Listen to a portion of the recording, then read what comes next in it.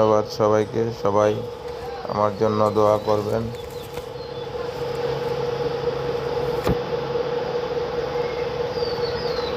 সবাই চেষ্টা করবেন নিজে কিছু কিছু সবজি চাষ করে নিজের চাহিদা মেটানোর চেষ্টা করবেন।